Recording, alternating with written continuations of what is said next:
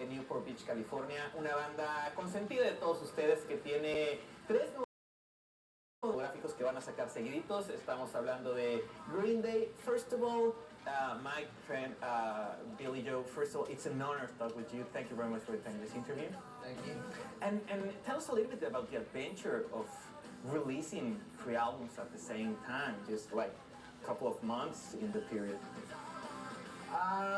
Well, I mean, you're talking about how the songwriting was done? Oh, well, I think it just started off just one song, in one song at a time, and I think it would just maybe try to get back into just something that's like good, short, fast songs that are meaningful, and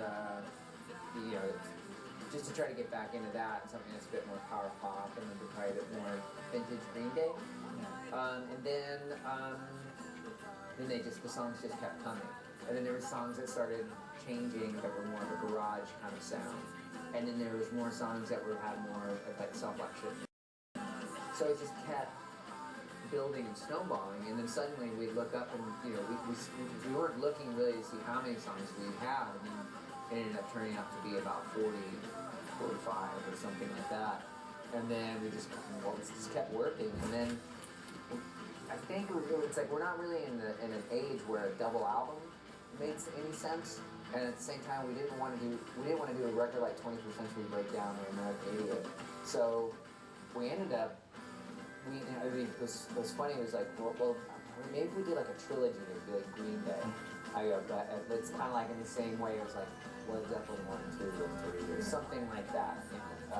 That might be a bad analogy, but so we were thinking about it, and then so we decided to call it Dos Tre, and then we thought it was funny because so and then just have our faces on the cover, and it's just to have fun with it and just get really just write stuff that felt fresh and with it was like a breath of fresh air. Cool. Now, Trey, what could be the biggest challenge during this album, creating this album? I think for us the biggest challenge was just figuring out when to stop, because like we were having so much fun, like we were writing songs and practicing songs, and we went on some trips. We went to Austin, Texas, and wrote some songs and played a gig. We went to New York and Newport, and we were having a lot of fun doing that. And then when it came time, like, oh wow, we've got a lot of songs, let's record a record. And then that sort of came, that question of, well, what the fuck do we do? So the only logical step for Green Day is to go huge.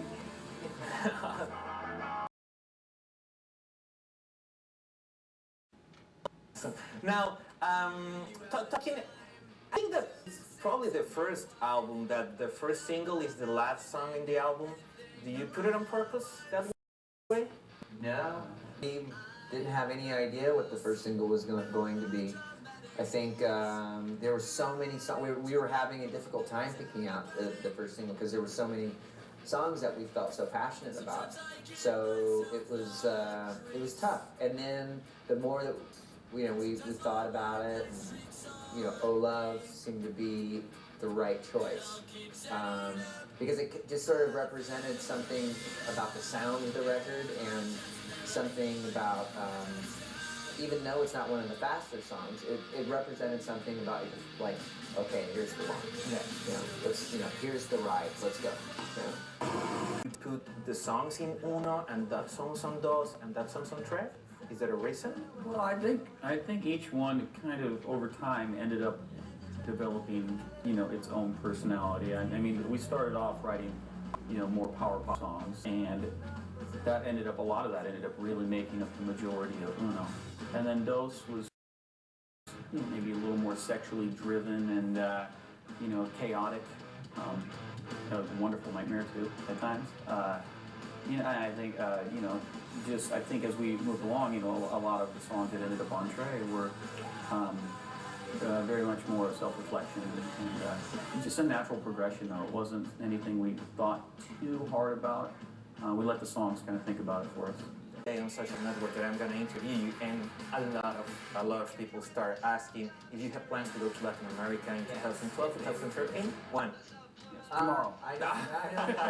Right now. We're going to do a world tour. We're not sure. This is the first time one's really put out 3 records. So it's going to be a first time for everything. It's like, how do you promote this record? How these records? How do you do the press for these records? How do you do everything? Every step of the way it's different, and these songs are going to come from different places. It's not going to be just MTV or just the video. And, it's going to be like multimedia. So it's so the same goes for touring. I mean, touring's going to be it's a lot. We kind of stuffed an era of a band inside of 3 albums. And some bands don't get to their 4th. Some they don't get to their second. Yeah. So we're talking about 10 years of a band's life stuffed inside of a couple of Yeah. So I don't know. Yeah, but we'll definitely be coming to Latin America. I'm not sure when. That was our last stop on our last tour. But hopefully we'll get there more towards the middle of our cycle. So maybe sometime in 2013. We'll see. And Mexico, do you remember something about the concert in Mexico probably 8 years ago? We had this. It wasn't about the concert, but we went out to dinner, and our keyboard the night before the show, our keyboard player, we put money. I kept putting money on the table for him to eat. What was it, like the chili? The little ones? Yeah. Even everyone. The habanero one. They came out. They're like, no way, this guy's crazy. I don't want to imagine what happened So at night. we, I think that it got up to a couple $100. This guy eats like peanut butter and jelly, macaroni and cheese, no flavor in his food. We put the money on the table, and finally he just takes it and he just eats this whole thing and like the hot sauce that came with it. And he runs out of the room and he goes back to his room, and he comes to the show, and he was like, the show gets diarrhea. He had to standing up for like 3 shows. It was in Mexico City and Monterey also, so it was like 2 days of just liquid fire. Yeah, all just for That have won 5 Grammys. Do you care about that awards or not that much? I'm not sure what award shows really mean. It's nice when you get acknowledged for something, but I don't know. I really don't know. It's not.